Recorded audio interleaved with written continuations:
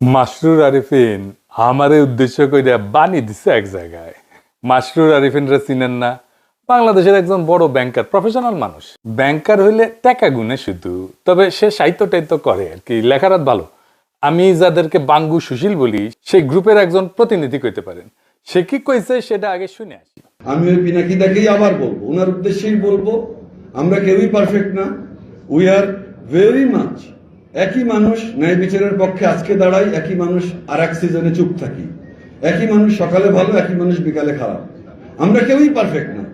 কোনো প্রথম আলো, কোনো মাসরুর আরিফিন, কোনো ডেইলি স্টার কেউই পারফেক্ট না। বাট তার জবাব এইটা হতে পারে না, আমাদের কোনো ইমপারফেকশন থাকলেও সেটা ডিরেক্টলি আলোচনার মাধ্যমে মোকাবিলা করা উচিত। এটা কোন ধরনের দেশ যে এখানে জ্বালিয়ে পুড়িয়ে দিয়ে তার মোকাবিলা হবে?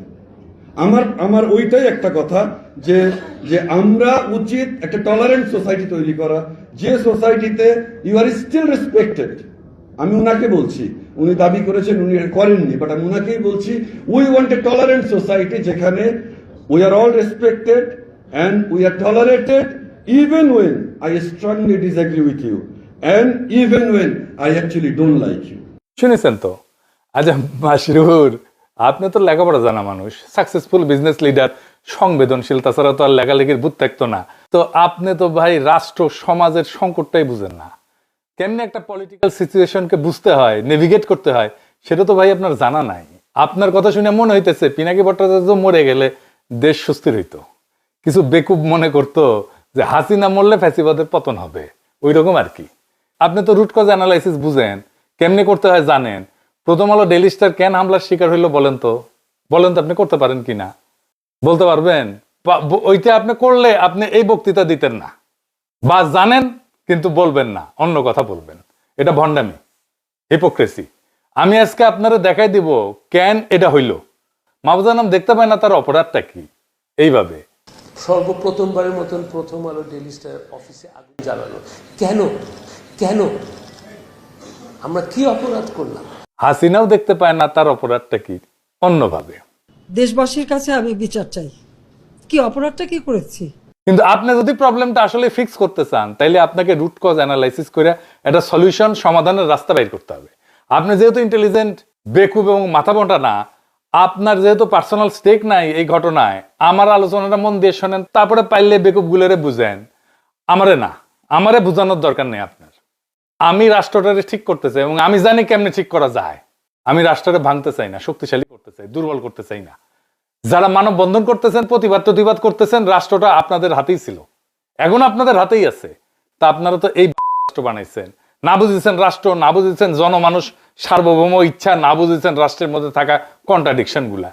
আপনারা তো সত্যিকার অর্থে রাষ্ট্র বানানোর চেষ্টায় নাই, কারণ আপনারা কেউ, আমি দায়িত্ব নিয়ে বলতেছি, কেউ না, যারা এলিট আছেন রাষ্ট্রটা বুঝেন না। কিছু মনে করেন না, এটাই সত্য। আসেন আজকে একটা একটা করে বুঝাই দিই, এই বিষয়ে কিছু জিনিস বুঝাই দিই।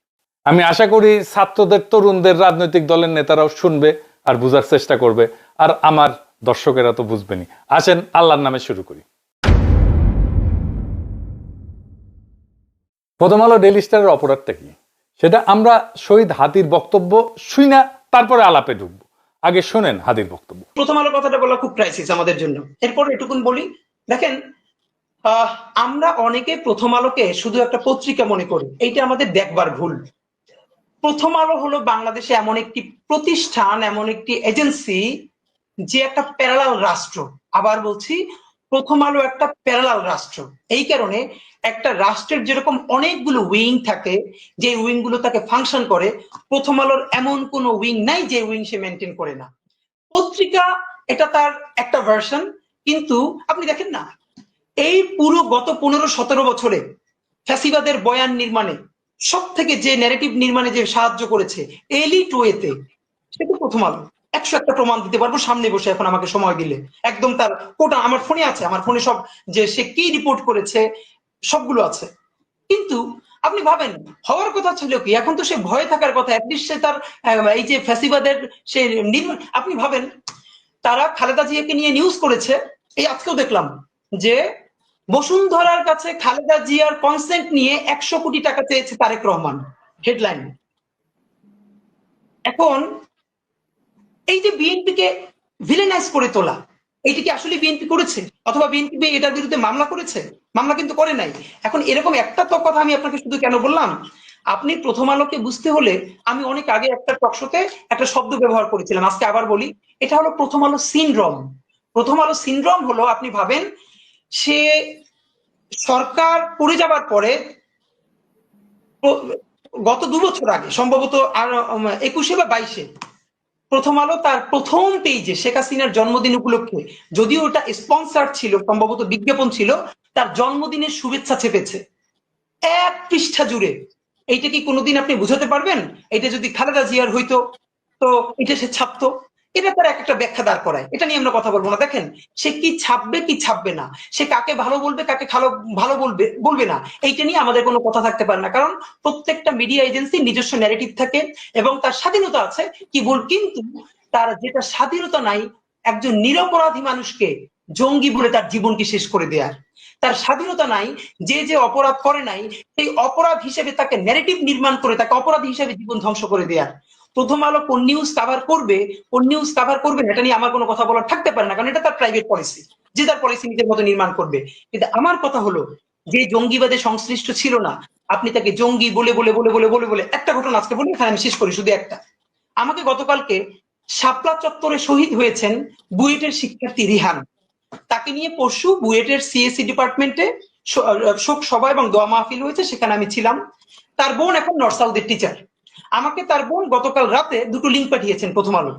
সেটা হলো 2013-তে শাপলা চত্বরে যে শহীদ রেহান মারা গেলেন, মানে শহীদ হলেন, তাকে হত্যা করা হলো, সেই সময় প্রথম আলো কি নিউজ করেছে সেই লিঙ্কটা। আর গতকালকে তার মা এবং তার বোন ইন্টারন্যাশনাল যে নতুন ট্রাইব্যুনাল গঠিত হয়েছে এই করার জন্য, সেখানে তারা নালিশ নিয়ে গেছে এইটার বিচারের জন্য, সেইটাও তারা নিউজ করেছে।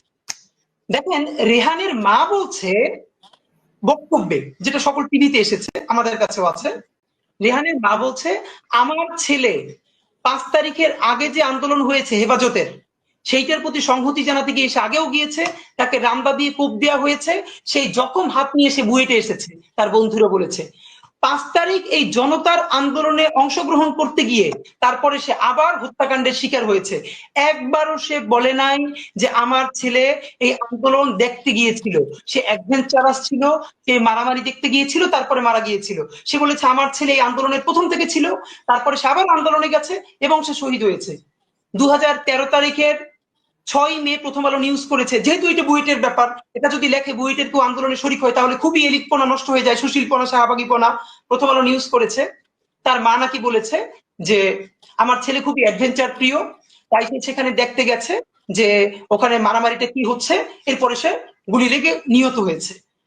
অথচ রেহানের মা সেদিনও বলেছে আমার ছেলে অ্যাডভেঞ্চার প্রিয়, কিন্তু আমার ছেলে সেটা দেখতে চায় না, আমার ছেলে সে আন্দোলনে গেছে এবং সে শহীদ হয়েছে।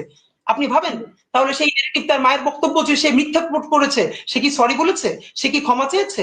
শুনলেন তো, এই কম বয়সী ছেলেটা কি ক্ল্যারিটি নিয়ে, কি পরিচ্ছন্নতা নিয়ে, কি স্বচ্ছতা নিয়ে কথাগুলো বলতেছিল। আমি জানি বক্তব্যের পরেও আপনারা সুশীলেরা আপনারা এটা বুঝবেন না যে প্রথম আলোর অপরাধটা কি। আরো খুলে বলি, ভালো হয়েছে সবাই আমার পাঠক দর্শকেরা ছাত্ররা এইটা খুঁটিনাটি বুঝতে পারবে, তাতে এই এলিটদের ভণ্ডামিটাও পাশাপাশি বুঝে যাবে। একটা কার্যকর রাষ্ট্র, একটা সমাজ গড়তে প্রথমে কোন জিনিসটা লাগবে বলেন তো? একটা জিনিস লাগবেই, ওইটা ছাড়া আপনি সমাজ বা রাষ্ট্র গড়তে পারবেন না, গড়লেও টিকাইতে পারবেন না, পারবেনই না। আপনি যত মানব বন্ধন করেন, যত দমন পীড়ন করেন, যত সুশীল কথা বলেন, যত দার্শনিক কথা বলেন, যত লেখাপড়া করেন, যত সমৃদ্ধি আনেন, আপনি রাষ্ট্র করতে পারবেন না। সেটা কি কি না থাকলে রাষ্ট্র করা যাবে না? সেটা হইতেছে ইনসাফ। ইনসাফ, ন্যায়ের ধারণা। সমাজ বা রাষ্ট্র যদি ইনসাফ কায়েম করতে না পারে, সে সমাজ টিকে না, সে রাষ্ট্র টিকে না। তাহলে ইনসাফ কায়েম হয় কিভাবে সমাজে বা রাষ্ট্রে? প্রথমত হইতেছে যে সমস্ত ইনস্টিটিউশন আছে, যেমন আদালত, আইন, রাষ্ট্র, সংসদ। এখন বলেন আপনি এই আদালতে, বাংলাদেশের আদালতে আপনি জাস্টিস পান, ন্যায় বিচার পান? পাইলে তো খালেদা জিয়াকে জেলে যেতে হয় না, তাই না? এই আদালত, আইন, রাষ্ট্রের ইনস্টিটিউট পৃথিবীর কোন দেশেই ইনসাফ কায়েম করতে পারে না। কেন পারে না জানেন?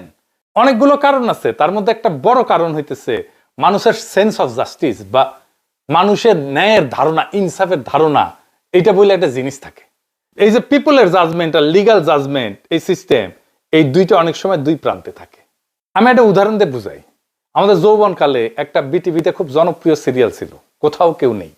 হুমায়ুন আহমেদের লেখা। আসাদুজ্জামান নূর আর সুবর্ণা মোস্তফা অভিনয় করেছিল। আসাদুজ্জামান নূর একজন মাস্তান, পাড়ার মাস্তান, সংবেদনশীল মাস্তান, 70 দশকে যেমন থাকতো আর কি। তার একটা মিথ্যা খুনের মামলায় ফাঁসায় দেওয়া হয়। একটা অংশ দেখেন। যদিও দুই অভিনেতা অভিনেত্রী আওয়ামী ফ্যাসিবাদের পান্ডা, কালচারাল ফ্যাসিস্ট, তাও দেখেন। এসব ছেড়ে দিতে পারেন না? অনেক তো করলেন।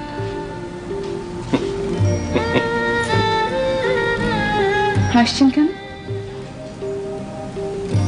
ছেড়ে দিতে ইচ্ছে করে, মাঝে মধ্যে খুব ভদ্রলোক হইতে ইচ্ছা করে,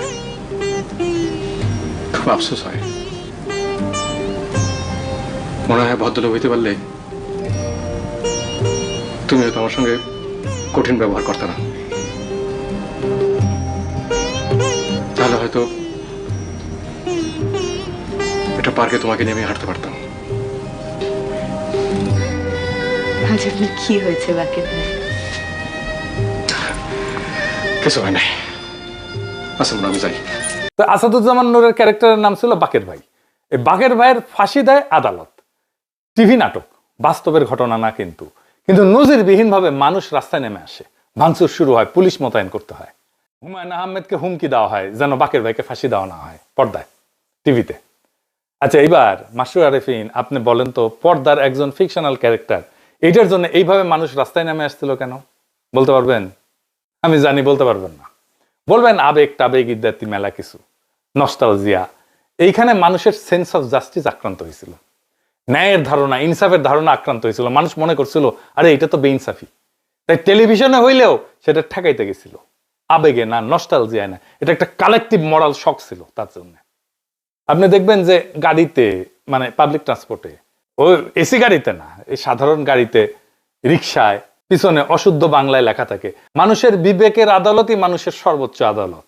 ওরা গভীর দার্শনিক আলাপকে খুব সহজভাবে এইভাবে লিখে, বুঝতে পারছেন?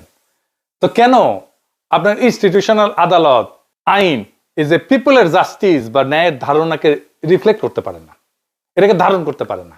জানেন এটা কেন পারে না?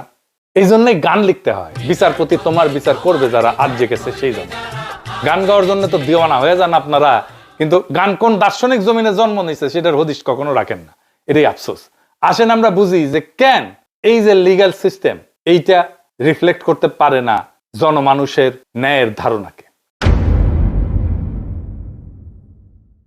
প্রথম কারণ হইতেছে আইন তো পুরনো হয়ে যায়, তাই না? ধরেন শ্রম আইন 2006 সালে, বাংলাদেশের শ্রম আইন যেটা 2006, এটা প্রণীত হয় 2006 সালে। তারপরে 2013-তে একবার সংশোধন হয়, 2018-তে একবার সংশোধন হয়, 2023-এ একবার সংশোধন হয়। কারণ মানুষের সেন্স অফ জাস্টিস পরিবর্তিত হয়, মানুষের ন্যায়ের ধারণা পরিবর্তিত হয়। একটা বাস্তব উদাহরণ দিই। বাংলাদেশ স্বাধীন হওয়ার পরে 20 বছর পর্যন্ত তো আমাদের কারো কোনো সমস্যা হয় নাই এটা মাইনে নিতে যে নির্বাচিত সরকারই সংসদ নির্বাচন অনুষ্ঠিত করবে, সিটিং গভর্নমেন্ট। কিন্তু এখন আমরা কেউই মনে করি না যে নির্বাচিত সরকার, সিটিং গভর্নমেন্ট, এটা অবাধ নিরপেক্ষ নির্বাচন অনুষ্ঠিত করতে পারে। সেই জন্য আসলে তত্ত্বাবধায়ক সরকারের আইন, বুঝলেন তো? আমাদের ইনসাফের ধারণা, ন্যায়ের ধারণা পরিবর্তিত হয়ে গেছে। তাই আমাদের আইনি ব্যবস্থাকে মানুষের মধ্যে থাকা যে ইনসাফের ধারণা, এইটার কাছাকাছি নিয়ে আসতে হয় সব সময়।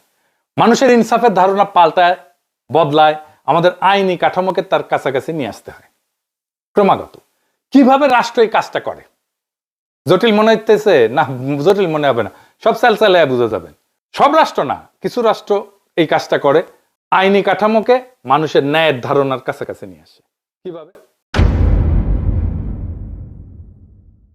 3 ভাবে করে। প্রথম ভাবে হচ্ছে সংসদে আইন বানায়। সংসদের একমাত্র কাজ হচ্ছে আইন বানানো, যেন মানুষের মধ্যে থাকা ইনসাফের ধারণা এই নতুন আইনের মধ্যে থাকে। আইন বানানো ছাড়া সংসদের আর কোনো কাজ নাই। এই জন্যই আমরা ভোটে নির্বাচিত সংসদ সদস্যকে দিয়ে আইন বানাই, আইনের পিএইচডিকে দিয়ে আইন বানাই না। বোঝা গেল?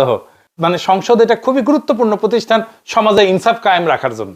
কিন্তু এই নির্বাচনে দেখেন কি বলতেছে সবাই। বিএনপি বলতেছে এই দেবো, ওই দেবো, সেই দেবো, ফ্যামিলি কার্ড দেবো, রাস্তা বানাই দেবো, কালভার্ট বানাবো, চাকরি দেবো। কিন্তু মূল যে কাজ, সমাজে ইনসাফ কায়েম করবো, এটা ধারে কাজ দেওয়া যায় না কেউ। এই যে আমরা ভোট দিতে পারি নাই হাসিনার আমলে, সেই জন্য আমাদের সমাজের ভেতরে যে ইনসাফের ধারণা, সেইটার কোনো ইনস্টিটিউটের ভেতরে আর হাজির নাই। সেজন্য ভোটে দিতে কারচুপি বন্ধ করা, এটা শুধু অবাধ নির্বাচনের জন্য দরকার না, সমাজে ইনসাফের ধারণা যেন কলুষিত না হয়, সেজন্য দরকারি কারচুপি যেন বন্ধ হয়, নির্বাচনে ফেয়ার যেন হয় ইলেকশনটা। এখন ধরেন আইন বানাইতে তো টাইম লাগে, তো এই টাইমের মধ্যে আমি কিভাবে চেষ্টা করব যে সমাজের ইনসাফের ধারণাকে আইন এবং বিচারের মধ্যে প্রতিফলিত করতে? এইখানে আসে দ্বিতীয় পদ্ধতি, আদালতের জুরি সিস্টেম। সেটা আবার কি? আদালতের জুরি সিস্টেম মানে হইলো বিচারের সময় শুধু একজন জাজ বিচার করবে না বা একটা প্যানেল অফ জাজ বিচার করবে না, সাধারণ মানুষের মধ্যে থেকে, জনতার মধ্যে থেকে বাছাই করা কয়েকজন নাগরিকও এই মামলার প্রমাণ শুনে সিদ্ধান্তে অংশ নেবে। এতে আদালতের রায় কেবল বইয়ের লিখিত আইন পুরানো নিয়ম অনুযায়ী হবে না, বর্তমান সমাজের ন্যায়বোধ, মানুষ কাকে ন্যায্য মনে করে সেটার প্রতিফলন ঘটবে। সেজন্যই জুরি। জুরি আসলে আদালতের ভেতরে জনগণের কণ্ঠ। বাংলাদেশে এই ব্যবস্থা নাই, কারণ এইখানে বিচার ঐতিহাসিকভাবে আমলাতান্ত্রিক ঔপনিবেশিক কাঠামোর উপরে দাঁড়ানো। এইখানে জজ বিশেষজ্ঞ, সেই সব জানে, জনগণ জানে না। এর ফলে অনেক সময় আদালতের রায় আইনসম্মত হয় হইলেও মানুষ নৈতিকভাবে তার ন্যায্য মনে করে না। তখন জনগণের সেন্স অফ জাস্টিস আদালতের ভেতরে জায়গা না পেয়ে বাইরের রাস্তায়, আন্দোলনে, ক্ষোভে, সহিংসতায় বেড়ায় আসে। আদালতে জুরি না থাকায় মানুষের যে বিচারবোধ, ন্যায়বোধ, সেটা আদালতের দরজার বাইরে পড়ে থাকে। আর সেই দরজার বাইরে জমে থাকা ক্ষোভই সমাজে অস্থিরতা তৈরি করে। জুরি মানে জনগণকে বিচার ব্যবস্থার ভেতরে ঢুকতে দেওয়া, আর সেটা মানে রাষ্ট্রের উপরে জনগণের একটা নৈতিক নিয়ন্ত্রণ প্রতিষ্ঠা করা। তো এটা তো নাই বাংলাদেশে জুরি সিস্টেম। তাইলে হাসিনা আমলে কোন জিনিসটা এই দায়িত্বটা পালন করতে পারত, যে ইনসাফের ধারণা আমাদের ইনস্টিটিউশনের মধ্যে নিয়ে আসা, আমাদের জাস্টিস সিস্টেমের মধ্যে নিয়ে আসা? কোনটা? সেটা হইতেছে মিডিয়া।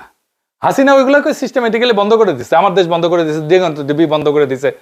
মিডিয়া জনগণের যে সেন্স অফ জাস্টিস, ইনসাফের ধারণা, এটা তুলে ধরতে পারে।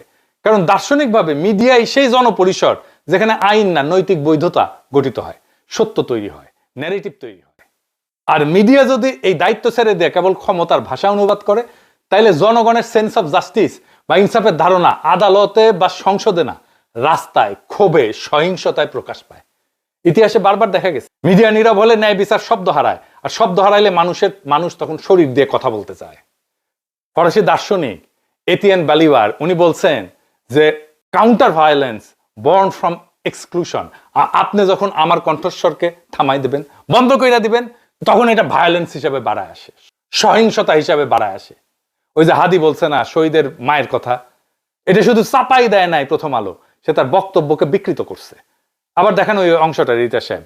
আমাকে গতকালকে শাপলা চত্বরে শহীদ হয়েছেন বুয়েটের শিক্ষার্থী রিহান, তাকে নিয়ে পরশু বুয়েটের সিএসসি ডিপার্টমেন্টে শোক সভা এবং দোয়া মাহফিল হয়েছে, সেখানে আমি ছিলাম।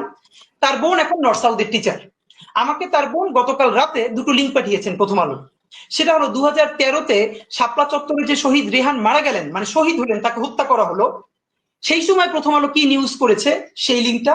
আর গতকালকে তার মা এবং তার বোন ইন্টারন্যাশনাল যে নতুন ট্রাইব্যুনাল গঠিত হয়েছে এই করার জন্য, সেখানে তারা নালিশ নিয়ে গেছে এইটার বিচারের জন্য, সেইটাও তারা নিউজ করেছে।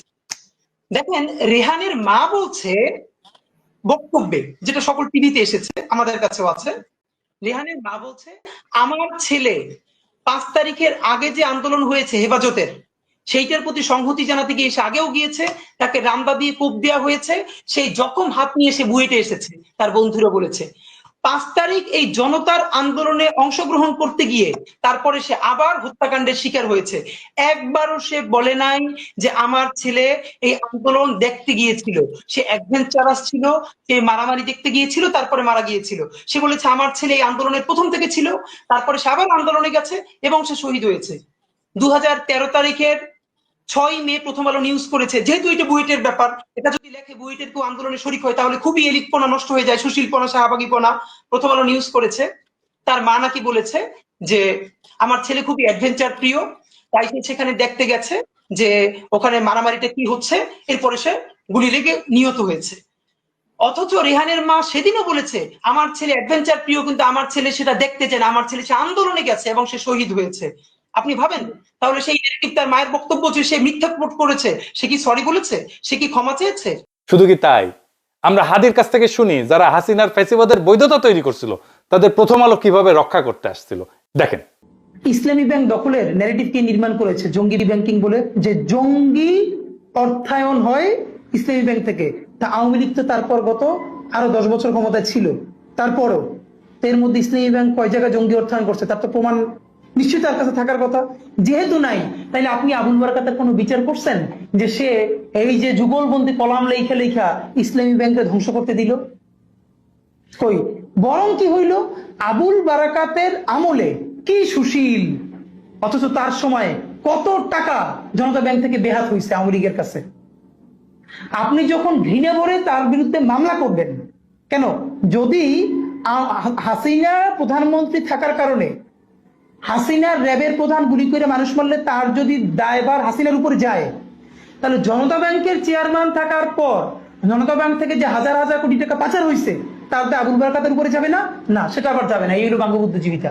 বরং তারে যখন সেইটার জন্য অ্যারেস্ট করা হবে তখন প্রথম আলোতে যুগলবন্দি কলম আসবে, আমরা একজন শিক্ষকের এইরকম অবমাননা দেখতে চাই না। অথচ এই শিক্ষক অর্থ পাচারকারী শুধু না, ব্যাংক লুটেরাদের ন্যারেটিভ নির্মাণ করছে। এরকম তো 50 জনের নাম বলতে পারবো, তাদের ব্যাপারে আমাদের ডকুমেন্টেশন কই? তো বাংলাদেশের জনগণের ভোটের অধিকার নাই, কথা বলার অধিকার নাই, জুরি সিস্টেম নাই, কিন্তু মিডিয়া সেই ফাংশনটা নিতে পারতো, নেয় নাই। শুধু যে নেয় নাই তাই না, তারা ফ্যাসিবাদের পক্ষে দাঁড়াইছে। হাসিনার বিরোধী মত দমনের অন্যতম হাতিয়ার জঙ্গি ন্যারেটিভ, এটা কারা বানাইছে? প্রথম আলো বানাইছে। কত নিরীহ মানুষকে ক্রস ফায়ারে দিছে, আয়না ঘরে নিছে, বাড়ির মধ্যে ঢুকাই বাইরে থেকে সিটকানি লাগাই দিয়ে উড়াই দিছে বাড়ি বোমা দিয়ে। কোনো হিসাব আছে?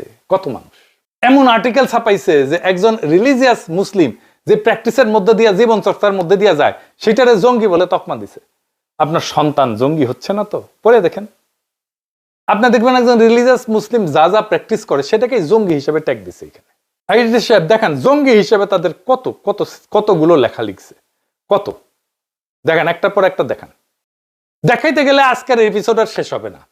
তাই জাস্টিস সিস্টেম বা আইন আদালত আর জনগণের সেন্স অফ জাস্টিস, এই দুইটার মধ্যে দেয়া নেয়া বা সার্কুলেশন বন্ধ হইলে জনরোষ জন্মায়। এই জনরোষ সিস্টেম ফেলিওরের বাই প্রোডাক্ট। জনগণ বিশৃঙ্খলা করতে চায় না, জনগণের এজেন্ডা না এটা, সে শান্তি চায়। বিশৃঙ্খলা আসে যখন তার এজেন্ডায়, তার কথায় কেউ কর্ণপাত করে না। বিপ্লবের পরে প্রথম আলোতে গিয়া ছাত্র উপদেষ্টারা বই প্রকাশ করলো, প্রোগ্রাম করলো। জনগণ বিস্ময়ের সাথে লক্ষ্য করলো, যাদের এই ফ্যাসিবাদ কায়েমের জন্য জেলে নেওয়া দরকার ছিল, জবাবদিহিতার মধ্যে আনার দরকার ছিল, তারাই ম্যানেজ করে ফেললো বিপ্লবের মধ্যে থেকে তৈরি হওয়া ক্ষমতাকে। কি তামাশা! 1971-এর ক্ষত যেমন মেরামত করতে হবে, ঠিক একইভাবে হাসিনার দীর্ঘ শাসন আর 24-এর ক্ষত নিরাময় করতে হবে। এইটা যে ক্ষত, সেটাই তো স্বীকার করে না। প্রথম আলো ডেইলি স্টার জিন্দেগিতে ক্ষমা চাইছে যে আমরা 111 করছি, বিদেশি 2 রাষ্ট্রের সাথে গুটু কইরা। এটা তো রাষ্ট্রদ্রোহ। রাষ্ট্রদ্রোহ ইন্ডিয়া আর আমেরিকার সাথে গুটু কইরা 111 করছে, তার সাথে আর্মি। প্রথম আলো ডেইলি স্টার করছে, কোনোদিন মাপ চাইছে? মাপ চাই নাই। কোনোদিন বলছে যে আমরা হাসিনা শাসনের বৈধতা উৎপাদন করছি? প্রফেসর ইউনূস মিডিয়া সংস্কারের কমিশনের প্রধান যারা বানাইলেন, সেই প্রথম আলোর সাথে সংশ্লিষ্ট। আপনারা মাইরা পিটায় ঠান্ডা করে দিতে পারবেন হয়তো, সাময়িক। এই ক্ষোভ ছাইচাপা আগুনের মতো থাকবে। এখন আমরা কইতে পারেন সলিউশন কি? আমি সলিউশন কয়ে দেব না, প্রচুর সলিউশন কইছি, কেউ কানে নেয় না কথা। আমার সলিউশন আপনি নিবেনও না। নিজেকে আগে প্রশ্ন করেন, প্রশ্ন করে দেখেন আপনি আসলে এই অবস্থার অবসান চান কিনা। অবসান চাইলে আগের কোনো সিস্টেম এটা সলভ করতে পারবেন না। আপনারা অনেক কিছু করতে পারবেন, কিন্তু এটা ভুলেন না, আন্তর্জাতিক মিডিয়া আপনাদের প্রো ইন্ডিয়া বলে। এইটা সাহেব দেখা দেন কোথায় প্রো ইন্ডিয়া লিখেছে। আমি এটা বুঝি না কেন প্রথম আলো ডেইলি স্টারের মালিক পক্ষ মাহফুজা নাম আর মতিউর রহমানের কর্তৃত্বের উপরে, তাদের উইজডমের উপরে ভরসা করতেছে। এই জন্যই পাবলিক ওয়াচ লাগে। এটা যদি শেয়ার মার্কেটে শেয়ার টেয়ার থাকলো না, শেয়ার হোল্ডাররা ক্যাক করে ধরলো না। কেন তারা একটা কনস্ট্রাকটিভ এনগেজমেন্টের দিকে যাচ্ছে না? তারা মনে করতেছে বিএনপিকে তো ম্যানেজ করেই ফেলেছি, সব ঠিক করে ফেলবো। জি না, দুনিয়া বদলায় গেছে, ক্ষমতার এখন প্রচুর কেন্দ্র। বিএনপি বাংলাদেশের ন্যারেটিভ নিয়ন্ত্রণ করে না। এটা যতদিন আপনারা ঝুলাই রাখবেন ততদিন আপনাদের সমস্যার সমাধান জটিল থেকে জটিলতর হবে। বাংলাদেশের সমস্যা বিশৃঙ্খলা না, বাংলাদেশের সমস্যা জনতা না, বাংলাদেশের সমস্যা অপরাজনীতিও না। বাংলাদেশের সমস্যা হলো রাষ্ট্র এবং জনগণের ন্যায়বোধের মধ্যে সার্কুলেশন বন্ধ হয়ে যাওয়া। যে রাষ্ট্র জনগণের ইনসাফের ধারণাকে আইনে ঢুকতে দেয় না, আদালতে শুনতে দেয় না, ভোটে আপডেট হইতে দেয় না, আর মিডিয়ায় উচ্চারিত হইতে দেয় না, সেই রাষ্ট্র একদিন আবিষ্কার করে মানুষ আইন দিয়া কথা বলে না, মানুষ তখন শরীর দিয়া কথা বলে। এই জন্যেই রাস্তায় আগুন লাগে, এই জন্যেই জনরোষ জন্মায়, এই জন্যেই সুশীল ভদ্র বিশ্লেষণ, পুতু পুতু কথা, এগুলো কোনোটাই কাজে লাগে না। কারণ জনগণের জন্য তো জনরোষ কোনো এজেন্ডা না, এটা সিস্টেম ফেলিওরের বাই প্রোডাক্ট। আপনারা যারা মনে করেন কিছু মানুষকে চুপ করাইলে, কিছু মানুষকে মেরে ফেললে হাদির মতো, কিছু নেতা সরাই দিলে, কিছু ক্ষমতার সাথে সিস্টেম করে ঘুটু করে আসলে রাষ্ট্র সুস্থ হবে, সুস্থির হবে, আপনারা ভুল জায়গায় চিকিৎসা করতেছেন। রোগটা তো ব্যক্তির না, রোগটা মতেরও না, রোগটা দলেরও না, রোগটা হলো রাষ্ট্র জনগণের বিচারবোধকে, ন্যায়বোধকে রাষ্ট্রের ভিতরে ঢুকতে দেয় না। আর যে রাষ্ট্র ইনসাফ কায়েম করতে পারে না, সে রাষ্ট্র যত উন্নয়ন করুক, যত সমৃদ্ধি করুক, যত মানব বন্ধন করুক, যত সুশীলতা দেখাক, সেটা টিকবে না। যত শক্তি দেখাক, টিকবে না। এটা হুমকি না, এটা ভবিষ্যৎবাণীও না, এটা ইতিহাসের নিয়ম।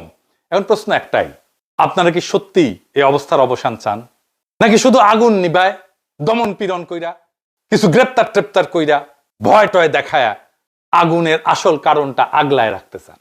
যদি মনে করেন যে এটার চূড়ান্ত ফয়সালা করতে হবে, তাহলে ইনসাফকে প্রতিষ্ঠা করতে হবে, সবকিছু ঠিক হয়ে যাবে। লিখে রাখতে পারেন, সেই ইনসাফ প্রতিষ্ঠার লড়াইয়ে বাংলাদেশ আছে, সেইটার সাথে সামিল হন, সব ঠিক হয়ে যাবে ইনশাল্লাহ। ইনকিলাব জিন্দাবাদ।